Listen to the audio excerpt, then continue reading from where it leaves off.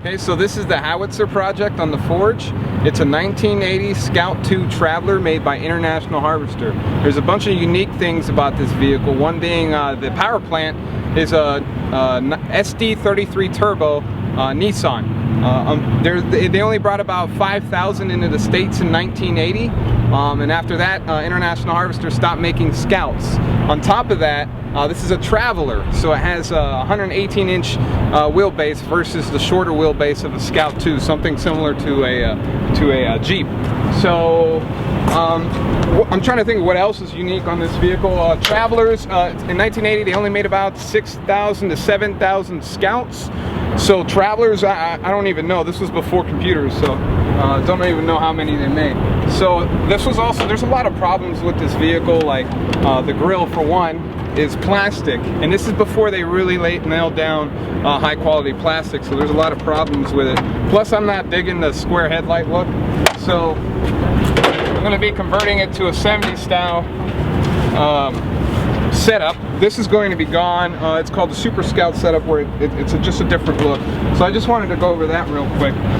I plan on changing the paint scheme. We're going to be wrapping it with vinyl, brushed black steel with very 80s stripes, just like this is, but with electric blue and maybe magenta or hot pink or something like something neon to accent the whole build of the vehicle. So this is pretty cool. I mean, this was the precursor to your Bronco. These guys did it first, the Ford Bronco.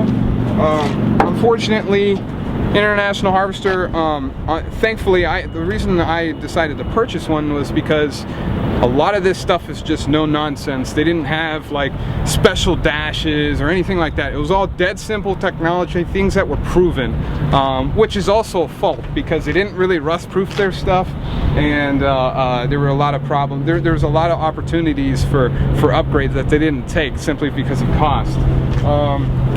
So Scouts are really notorious for rust. So I lucked out. I purchased this in Safford, Arizona. This guy has over 3 acres of International Harvester stuff. So this has almost no rust. I mean, there's a little rust in the footbeds that I'm dealing with, but that'll be dealt with soon. As you can see, very 80s plaid interior. This is definitely, for me, this is my first project car. I don't have a lot of experience. I mean, I've certainly got more than the average person, and I'm learning more every day, but this is certainly encroaching on project car hell territory. Right now, I could say it's in purgatory. So I'm waiting on a rebuild of the engine. Unfortunately, it crapped down on me.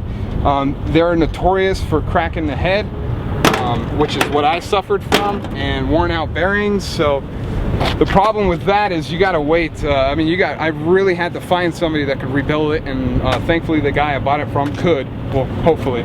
Let's see. There's just so many parts on this vehicle that are completely obsolete.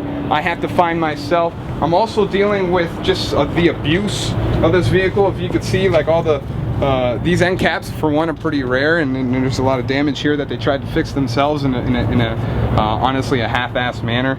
I'm currently like putting down fluid to remove the truck bed liner that they put down, and it didn't do a great job because it got on the carpet that used to be here. So I tore all that out. You can see the speaker boxes are kind of, well, you know, half-assed.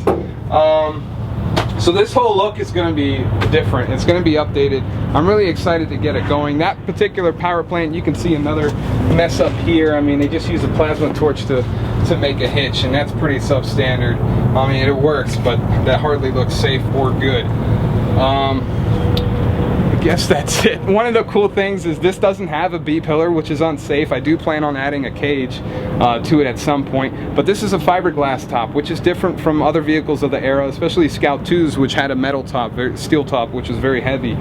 This is pretty light in comparison. So I'm really looking forward to dropping the top and cruising, I would say, the highway, but it really doesn't go that fast. So another example, I didn't buy the right struts because they're not available, so I have to use the Scout 2 one and kind of hope I don't crush my hand, and it doesn't even lock, so so there you go.